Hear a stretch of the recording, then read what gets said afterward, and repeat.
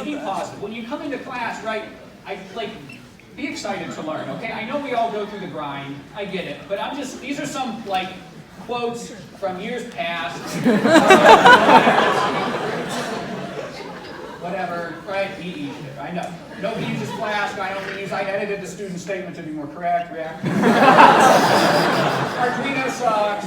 It does in a way, but it's the best tool we have at our disposal. Okay, coding is for CS people. That's flat out wrong. And then, of course, there's somebody who said pointers are for CS people.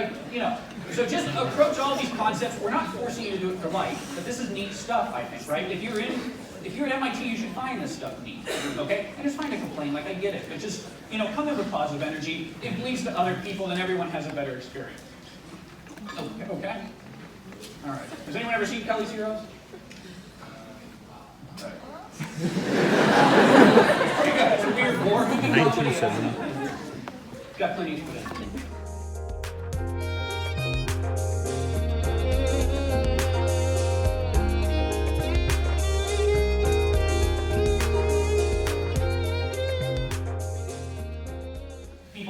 Columnists would then send information to them. You would put a lantern in the church steeple or whatever it was.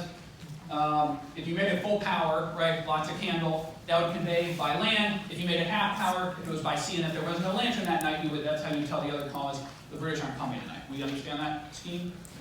I think that makes sense. Okay. Right. The problem that would arise from that, though, is, right, what if there was fog? So if you do this thing where 2 lantern intensities, right? Are they coming? I don't know. Do you know what I mean? This would be a analog solution to the problem, right? So what actually happened, right, as the poem states, right, you would hang 1 lantern if by sea, or land 2 if by sea, or whatever the poem is, right? And the approach would be then now 2 full power lanterns all the time.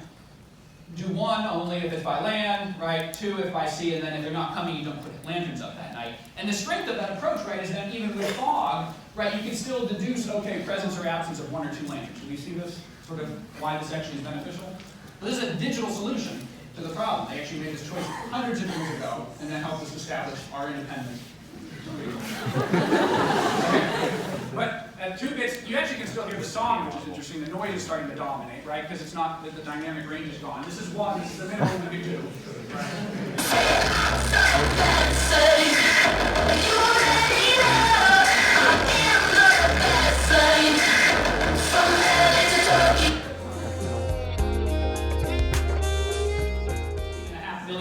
Addresses. And at the time, everyone's like, what? Stanford took a cut. All the big places took a cut, right? Because people were like, why do you care, right? Maybe a couple things will do on it, but whatever. So obviously things have changed, right? Now there's 16.5 million of these addresses, right? And they actually have monetary value. There's other companies that have come up, and they're like, man, I could really use some more IPv4 addresses. So what happened last year, in the last couple of years, is MIT quote returned about 8 million of these into the pool. And so it's weird. We don't actually know what the sum of money was that was exchanged, if there even was a sum. It's kind of cool to look into. It's all public knowledge. You can see one day, actually over several months, but multiple blocks of IP addresses were returned into the pool, and then immediately they were transferred to Amazon, right, later on. Because technically you're not supposed to sell IP addresses and stuff. They're not really owned. They're leased from the grand IP governing body.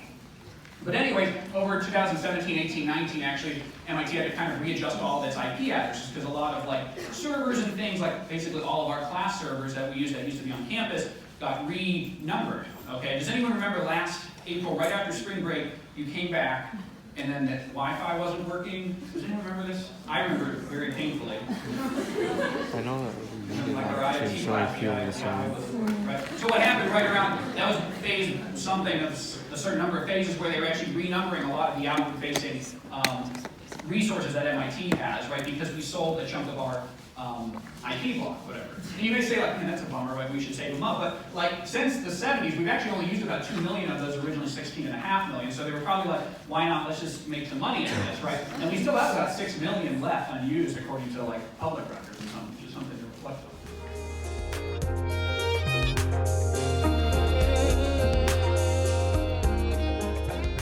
And I was running my code, and I was getting, this is last year, electrical engineering and computer science, I would say, right? I got this result.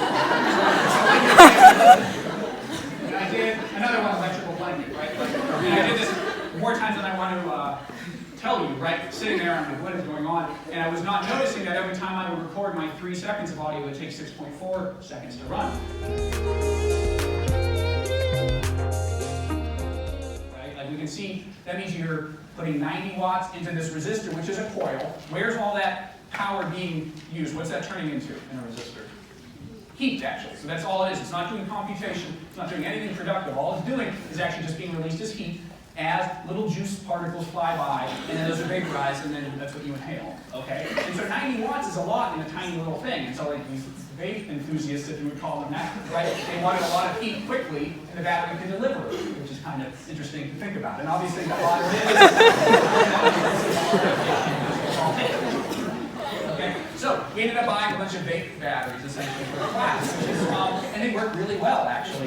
They're not counterfeits or anything. When we first bought them last year, when you buy batteries like these, you have to be really careful that you're not buying counterfeits. If you go on the data sheet for them, it'll have like a weight of like 83 grams or something. And if it comes in, the first set I got from this other site I don't want to talk about, but they were like 60 grams or something. And I was like, that's not right. Like that's a lot of grams to be missing.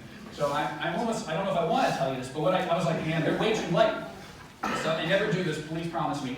But like I took the battery, and it's a certain size, right? And I put it on my bandsaw, and I was like, and then what happened was these batteries were light because someone took smaller batteries and soldered them on the inside of the because the smaller guys were cheaper, and then they sold them as the more expensive ones. And I was like, oh my god. So these ones actually, when I put them in now, I weigh them on a scale and I make sure they're all the right weight because that's the thing.